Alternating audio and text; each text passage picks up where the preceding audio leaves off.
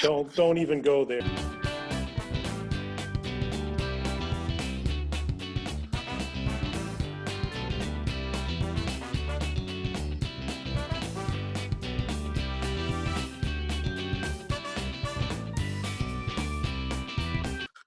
All right, paddles up and welcome to episode 25 of the Pickleball Gurus podcast. I'm Randy Manaply. I'm here with Prem Carnot, the Pickleball Guru, the world's premier pickleball coach and author of two best-selling books, Smart Pickleball and Drop Shot Till You Drop.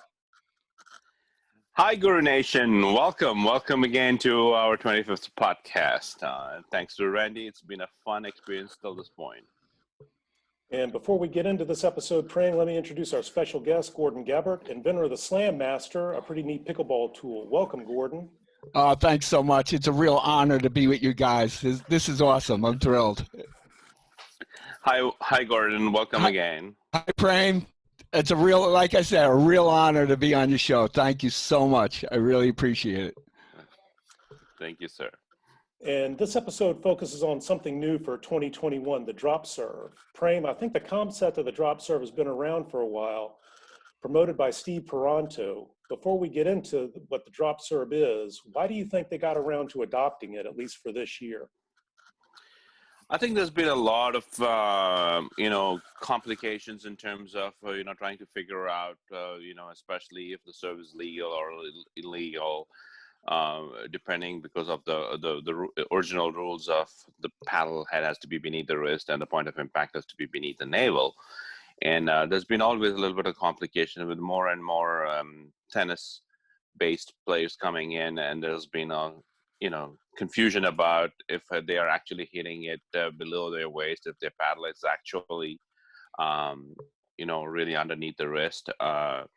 So there's been a lot of confusion around it. So this was an easier way, a transition way, because if you drop serve, you might generate pace and spin, but you're still going to have to hit it beneath your navel. And also the paddle head cannot be sideways because it actually forces you to actually hit downwards from the downward to low to high. So it actually takes away a lot of that complication. So I think that's the reason why it's been implemented and seen. And I actually tried it a few number of times, and you generate more speed on it, but for sure it's a much more legal. There's no gray area. And we'll show a quick video of you explaining the drop serve in a moment, but tell us what the components of the drop serve are and how it's different from the regular serve. The drop serve is basically you're dropping the serve, from your shoulder high to the ground, and with both your feet has to be outside the baseline, but you can drop it inside the court or even outside the court, however you want to do it, and then you just swing through it as the ball comes when it bounces and it's coming up. And generally, that ball is not bouncing that high, which basically forces you to do the serve, which becomes legal and irrelevant about now wondering if it is going to be legal or not. Now we're going to cut to you demonstrating the drop serve. For those of you just listening in the podcast world, Prem is talking, so you're not just hearing some balls bouncing. Hi, Guru Nation. This is Prem Carnot, the Pickleball Guru. So today I want to explain to you what a drop serve looks like, and I'll demonstrate a little bit on how it goes and how the rules are going to change for this year. So it's only provisional for this year, as you know, and but you may be able to drop serve in case you have an issue. In case there's an issue with the legality of your serves, you can always drop serve. So let me demonstrate it. So the height of the ball has to be at least a shoulder level. When you have to drop the ball, you can't just pounce the ball on it. Drop the ball, and then you have to hit it. So it's basically this action here. Drop the ball and hit it. Drop the ball and hit it. Drop the ball and hit it. Simple as that. The same serve motion going underneath, it will automatically do that. Now, Gordon, have you tried the drop serve yet in your play? I attempted it once or twice, and some people said my serve is so good I shouldn't mess with it. So, yeah, and I played against people that are using the drop serve, and I think the taller people have the advantage because the ball will bounce a little higher, Right. but they're taller though, so I think it's still trying to get that drop serve to the bounce is below your waist still. Unless we use the most ball with the most bounce, you'll get that ball a little higher to get that spin on it. But it's interesting. I saw Zane, Zane, Navratil. yeah, use it, and he's got that little flick, and then he's got a very difficult serve, so to speak.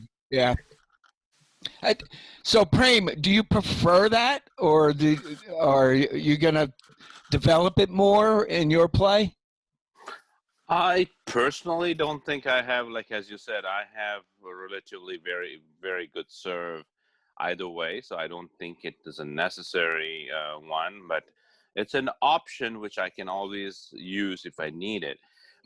Yesterday, when I was teaching in a clinic, and I was teaching a bunch of really new beginners, and who were actually, there was a little bit of windy condition outside, and they were having a really hard time getting the serve really deep.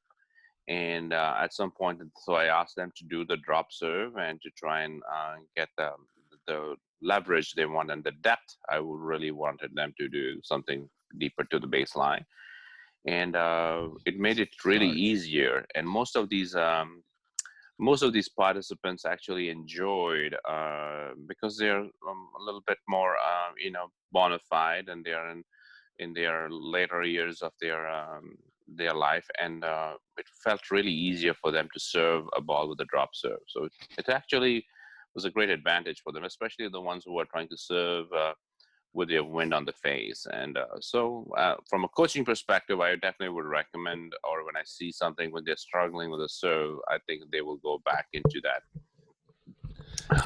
Is there more room for error? Is there more room for error doing that drop? I know that Zane serve, I think there's more room for error trying to do his. His is not really a drop serve. It's still trying to hit below the waist while not letting the ball bounce. So, yeah, I think the drop serve, I've seen people using the drop serve, and I've seen some people, a lot of people, there's room for error, and they hit it in the net. I don't think as far as the drop serve goes into there's much of that error. At least yesterday, I didn't experience that with the beginners. They seem to be much more consistent with it than trying to actually toss the ball or drop the ball as they serve. It's actually I don't think it's a big issue for most accomplished players. It is only an issue generally which arises when you are when you're trying to get the serve in, and it's been a hard one. I think the drop serve is a very good one. And in the accomplished side, if you get really, really nervous about something in terms of sometimes in a tournament, in a big tournament, sometimes the person gets tighter and then they start serving a little illegal.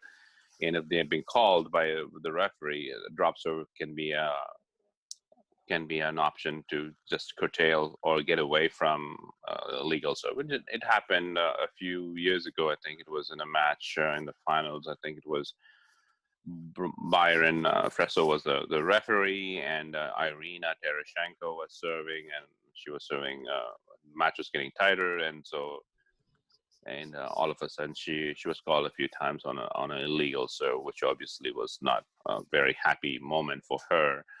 But at that time, if she had this, option of serving, with a drop serve, she would have probably got away with that difficulty at that point. And it just happened because she was the match was going tighter, and so sometimes illegal actions creep into the game. So in that particular case, now you have that option of drop serving, knowing that will take care of not being there.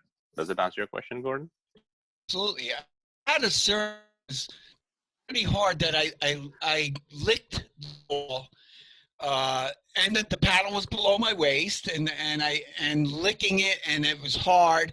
And I've had opponents in one match say that's illegal, just to get in my head. I think that pretty much. I go, let's video what I'm doing and then slow it down. You know, a lot of people you can't even see it because it's doing it so fast that you can't see.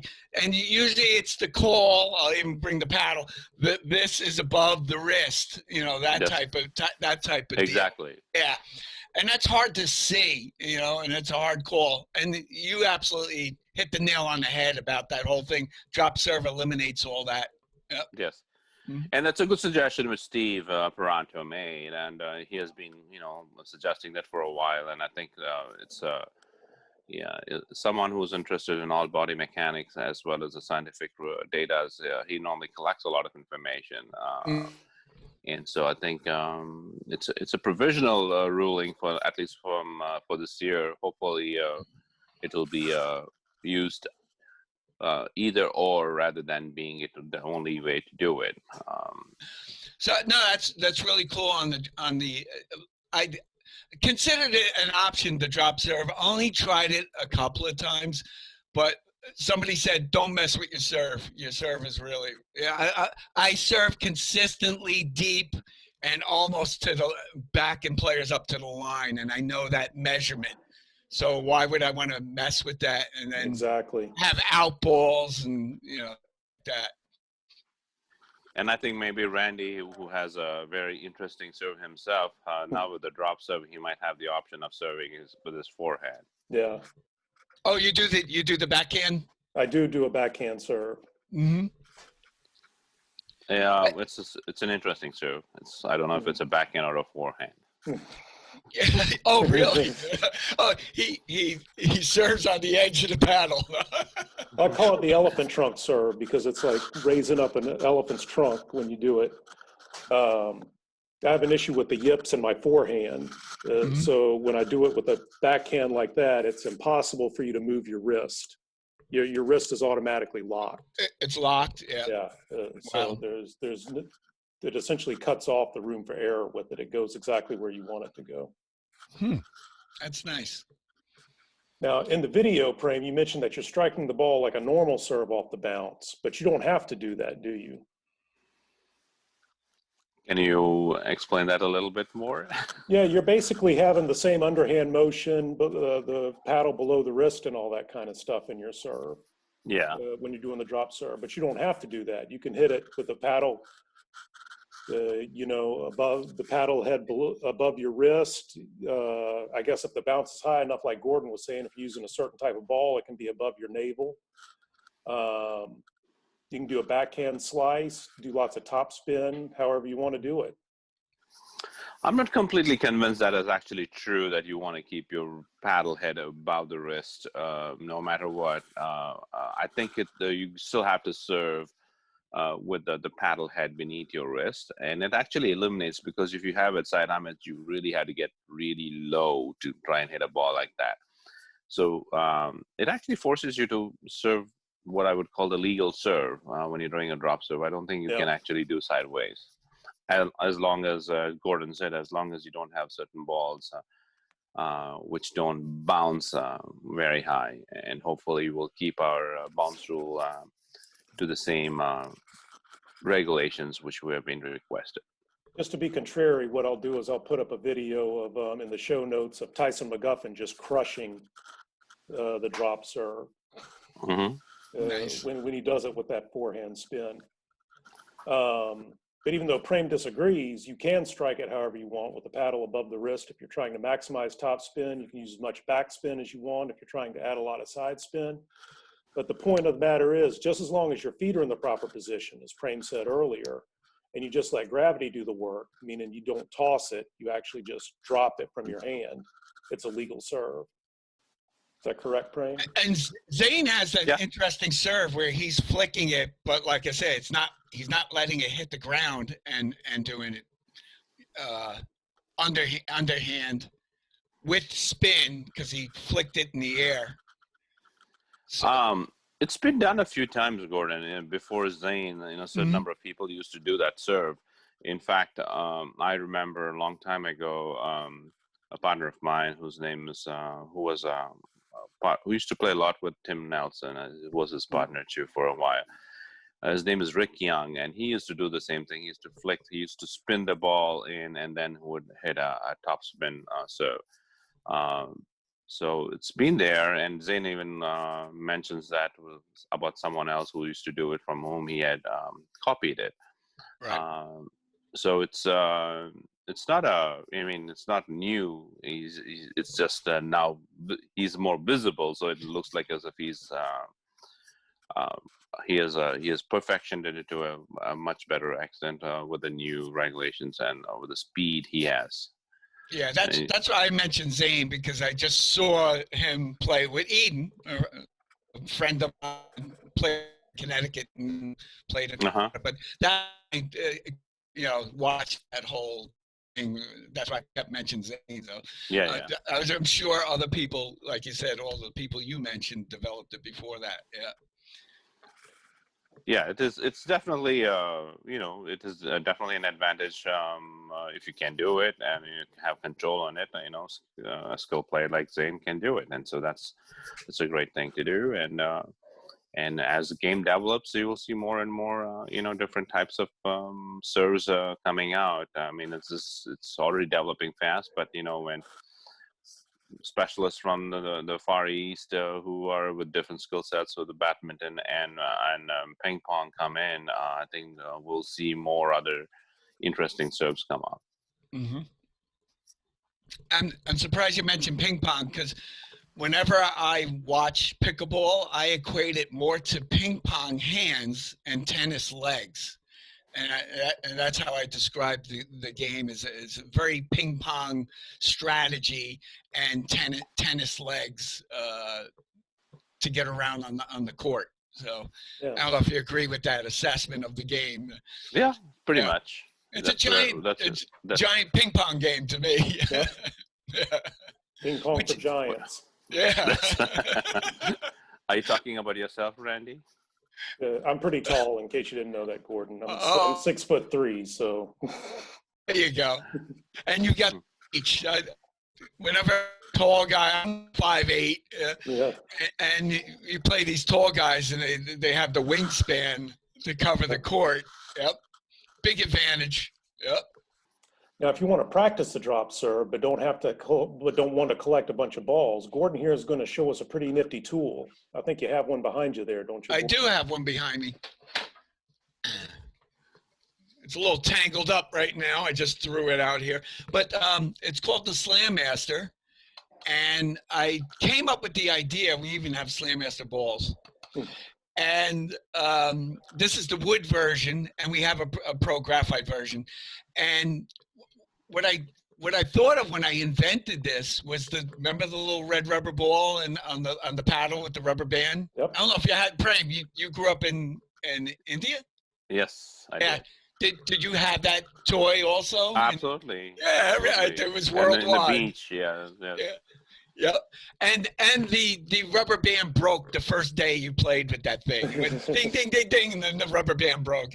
So I woke up one day and I said, and I remember the little red rubber ball, and I says, I wonder if it'll work with a pickleball, a pickleball paddle. And I tried to develop it, and it was not happening. It was like a big failure. I was going on and on with it.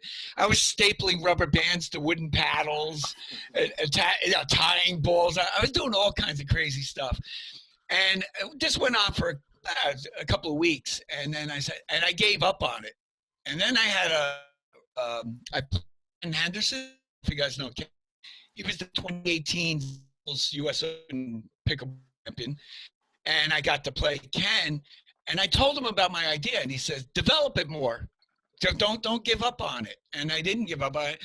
So, long story short, it was the cord, the elastic cord, that was the key, and the length, which I really lucked out. The length of the cord is 7 foot. Mm-hmm. What's 7 foot, guys? The kitchen. Yeah, the non-volley zone line to the net. Right. That's right.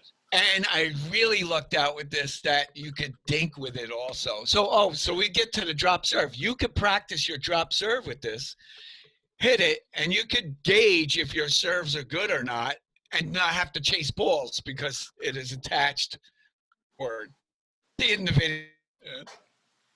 And now before we get into more about the Slam Master, Gordon, you got a pretty neat origin story. What did you do before you discovered pickleball? I get kind of embarrassed or shy about it, but in my previous life, it's not my description. All my friends and my neighbors and I'm an ex-rock star, believe it or not. I performed in a lot of famous bands, and I played keyboards, and I toured the world, and that was my previous life. And I had to retire. I was forced into retirement. I have tinnitus. I don't know if you guys know what tinnitus is, or tinnitus. Called tinnitus. It's not tendonitis. Everybody thinks it's ringing in the ears. Ears, that's right.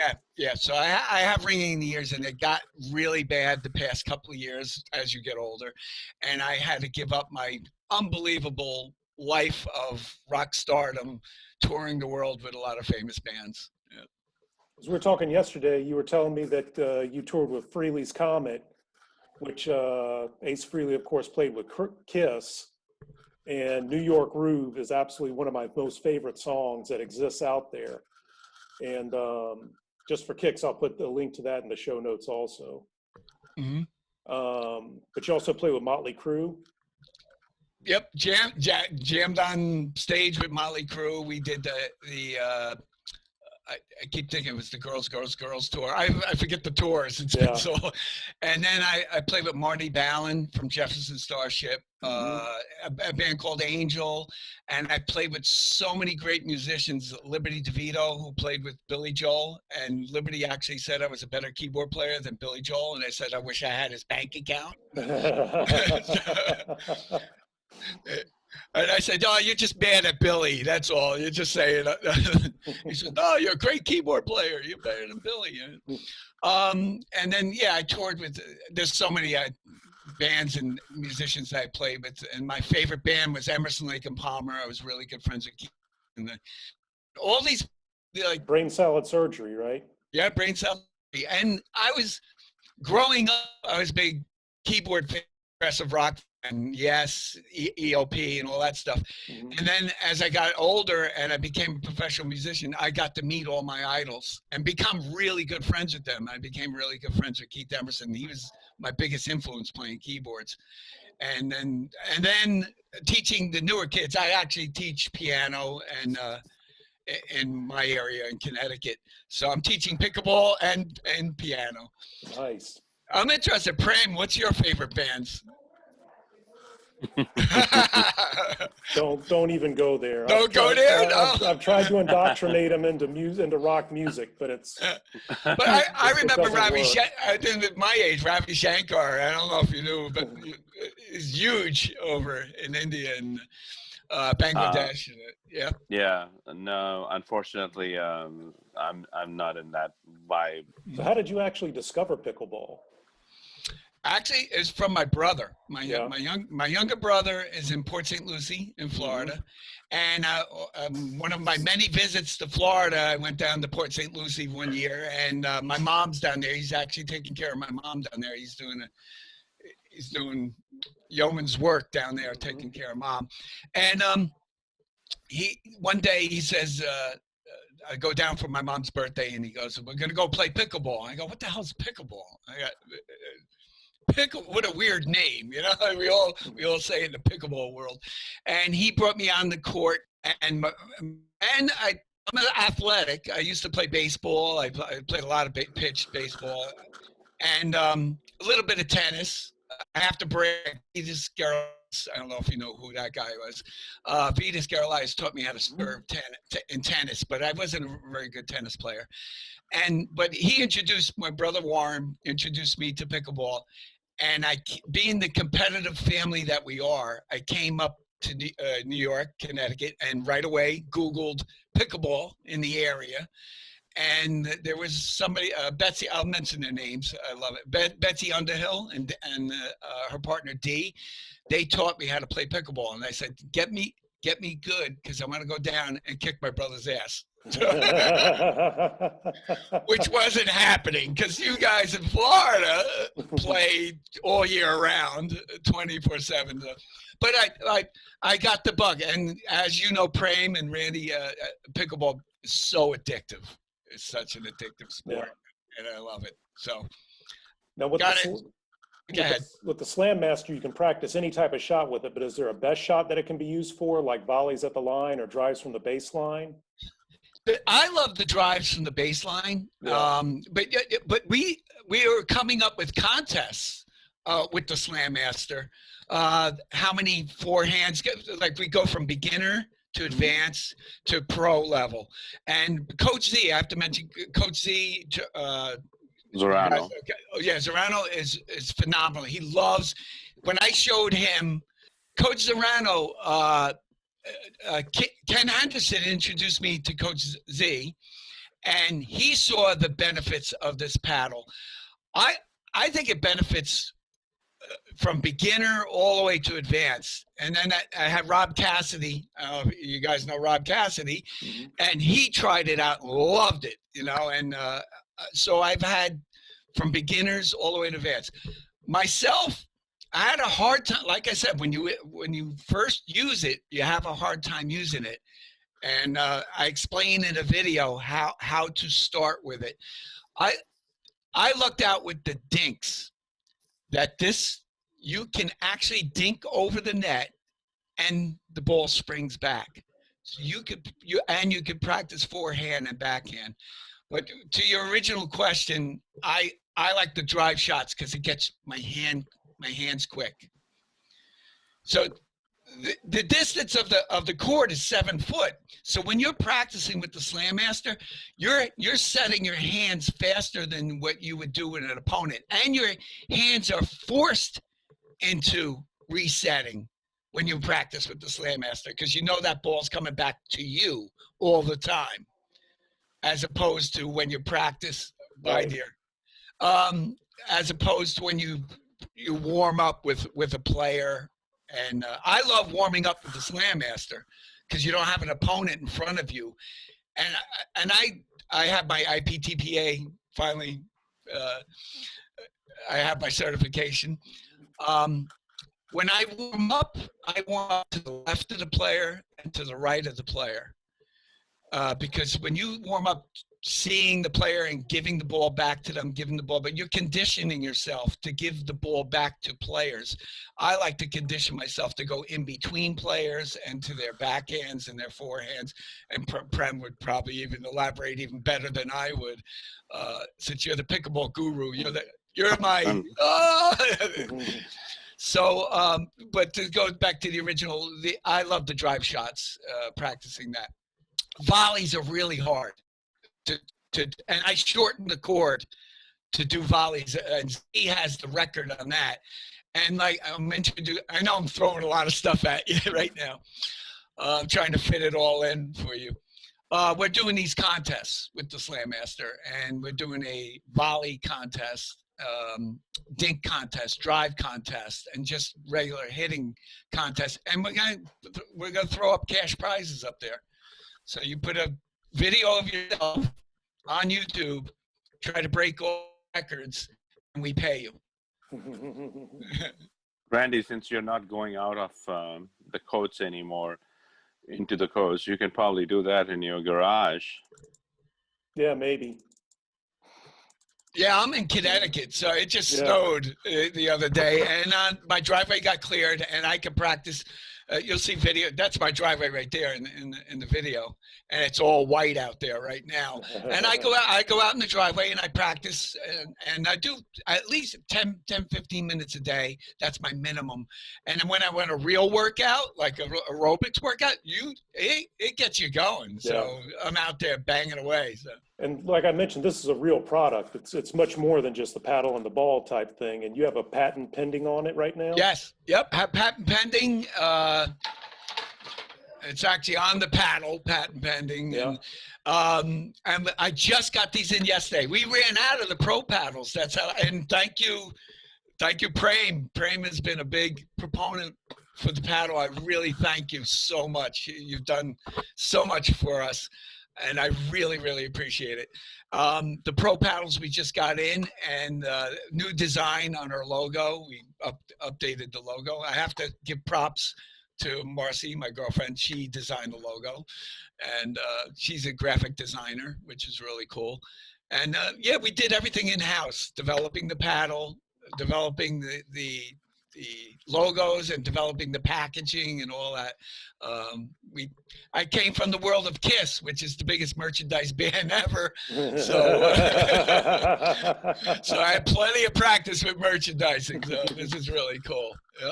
And I'll put a link in the show notes on how you can buy your very own Slam Master. And if you use coupon code GURU at checkout, you'll receive an extra 10% off. And you've already told everyone you can actually make $100 if you actually are able to set a record with the Slam Master. Yeah, Is that how it works? We're gonna even up these prizes and everything. So right now, I'll send you the list of all the different shots you can do with the Slam Master that you can practice with. So while you're practicing all this, try to break your record of like forehands, backhands, and then we alternate forehand, backhand, and we do it with all the individual shots. We a regular. I was calling it a thing, but without that, it's just a regular hit, forehand, and then a regular hit backhand. Yeah, and that you could do forever. And we want to see what records people can make on YouTube with that. And then the forehand, backhand. That's the beginner level. Then the advanced level, you're doing drive shots, which you have to do with a net and not touch the net. Drive the ball over the net and make it come back without hitting the net. Okay. And returning, and how many you could do forehand, how many you could do, that's a separate challenge. And then backhand, separate challenge, drive shots with your backhand over the net, and then alternate forehand, backhand. And then we have the volley, which is really tough. My record was 120, and the record that stands right now, Coach Z did, is 161 volleys. And what you do is you pull the cord. This is brilliant. Now the cord's 7 foot. So what you want to do is pull the cord through until the ball reaches your foot at waist high, and then wrap the excess around the handle. And then like the little red rubber ball, with it, you go bing, bing, bing, bing, bing. And that builds up your strength and stamina. With the paddle. You're just banging away doing volleys. I can do it forehand. Z can do it forehand and backhand, and that's pro level. I want to see guys like Kyle and Giamoni and all those. I want to see Prem attempt it. It's forehand, backhand volleys, really hard. I'm learning, and once you do it and get it going and you get better, it's going to improve your pickleball game immensely. This paddle really has improved my game. It really has made my people up here in Connecticut say I have the fastest hands in the East at the volley line. And it's like bam, bam, bam. So I say Kung Fu Panda. You haven't seen Randy yet, Gordon. I can imagine. I look forward to playing with you guys. You probably all kick my ass, but. So thank you so much for Gordon for guesting on our podcast / mini webinar. Yeah, I've got the Slam Master here. You sent me one of them. They're absolutely great. Prem's got one. He thinks it's great. But Prem, tell us where you're going to be next in the world. In other words, tell us where you'll be coaching next. Well, it's break time. I just finished with the Florida, so I have a couple of months of good family connecting time with my little kiddos and spending some quality time with them. But officially, my next trip is in April. I will be in Costa Rica. There are 2 trips in Costa Rica in April. And I mean, 2 back-to-back boot camps. And one has all-inclusive package, and one has just the coaching as well as the meals and everything else taken care of. The regular package with but the all-inclusive adds up to some, tournament play, and also some of the tours are also included in Meaning the the package. excursions. The excursions, and also there's, as I said, there's a round robin tournament in a different town, and Costa Rica has some really good players coming out of that. And then the rest of the schedule, I think you probably know better than me, Randy. After Costa Rica, I think it's Richmond in May. Right, there's clinics and there's a boot camp express coming up in Richmond in May. And the reason why I'm kind of hesitating on that, because we do have a boot camp, but it's all sold out in Richmond. So your only available option is going to be Boot Camp Express if you're looking for boot camping for Richmond.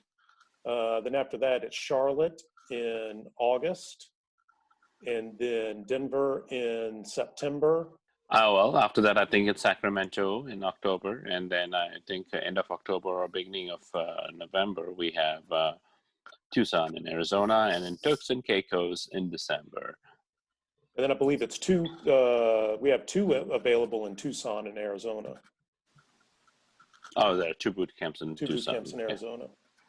I'm getting flashbacks of tour dates. That is awesome, Prem. You have to hit the Northeast. Get you back up here in New York and Connecticut and everything. Well, when is it? Is it June and July, Randy? There somewhere? Space in there? July's open. June, we're trying to get Elkhart, South Bend, Indiana. Okay. So then there's a July, Connecticut. It's the best perfect month to be in the Northeast. Yep, nice and hot. And I play indoors at Oxford. I'll mention Oxford, Connecticut. Tim Sadik owns that, and it's an awesome facility here. So yeah, I'll be more than happy to do that. Maybe in July, or this year or next year. But we could explore that option. Very cool. All right. And if you can't come out for coaching but still want to support the guru, check out our gear page or purchase one of his best-selling books. Plus, in the show notes, I'll have links to all the other products like the newly USA-approved Core Pickleball, and the Peepo paddles, Jigsaw Health's Pickleball Cocktail, and where you can get a small pickleball t-shirt. Get a smart pickleball t-shirt. Either way, head on over to pickleballguru.com and sign up for Prem's newsletter, absolutely free, for lots of tips, tricks, strategies, and more for lots of free stuff. That's all I have, Prem. Gordon, anything else?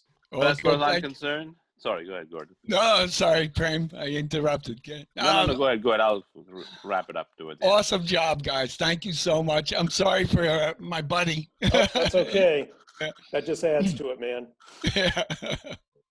Well, all I have to say is thank you, Gordon, for joining us on this show, and it's so wonderful, even in these conditions we are, to be able to speak to each other in this virally. Randy in Virginia, me in Florida, and you in Connecticut, and being able to still share our passion and share that to the world of pickleball enthusiasts.